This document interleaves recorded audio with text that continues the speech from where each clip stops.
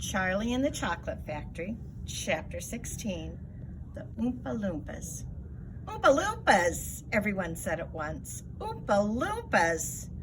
Imported direct from Loopaland, said Mr. Wonka proudly. There is no such place, said Mrs. Salt. Excuse me, dear lady, but Mr. Wonka, cried Mrs. Salt, I am a teacher of geography. Then you'll know all about it, said Mr. Wonka. And oh, what a terrible country it is. Nothing but thick jungles infested by the most dangerous beasts in the entire world. Hornswogglers and snozwanglers and those terrible, wicked wangdoodles.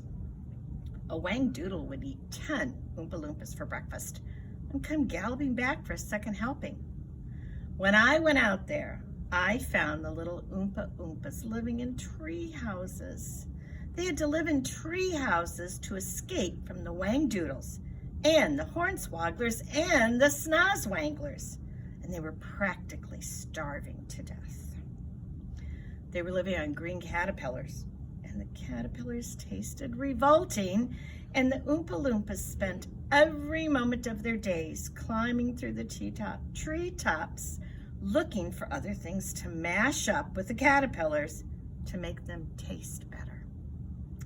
Red beetles, for instance, and eucalyptus leaves, and the bark of the bong-bong tree, all of them beastly, but not quite so beastly as the caterpillars. Poor little Oompa Loompas. The one food that they longed for more than any other was the cocoa bean, but they couldn't get it. An Oompa Loompa was lucky if he found 3 or 4 cocoa beans a year. But oh, how they craved them. They used to dream about cocoa beans all night and talk about them all day. You only had to mention the word cocoa to an Oompa Loompa, and he would start dribbling at the mouth. The cocoa bean, Mr. Wonka continued, which grows on the cocoa tree, happens to be the thing from which all chocolate is made. You cannot make chocolate without the cocoa bean. The cocoa bean is chocolate. I myself use billions of cocoa beans every week in this factory. And so, my dear children, as soon as I discovered that the Oompa Loompas were crazy for this particular food, I climbed up to their treehouse village and poked my head through the door of the little tree houses belonging to the leader of the tribe. The poor little fellow, looking thin and starved, was sitting there trying to eat a bowl full of mashed up green caterpillars without being sick.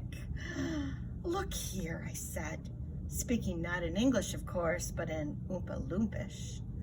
Look here, if you and all your people will come back to my country and live in my factory, they can have all the cocoa beans you want. I've got mountains of them in my storehouse. You can have cocoa beans for every meal. You can gorge yourself silly on them. I'll even pay your wages in cocoa beans if you wish. You really mean it? Asked the Oompa Loompas leader, leaping up from his chair. Of course I mean it, I said. And you can have chocolate as well.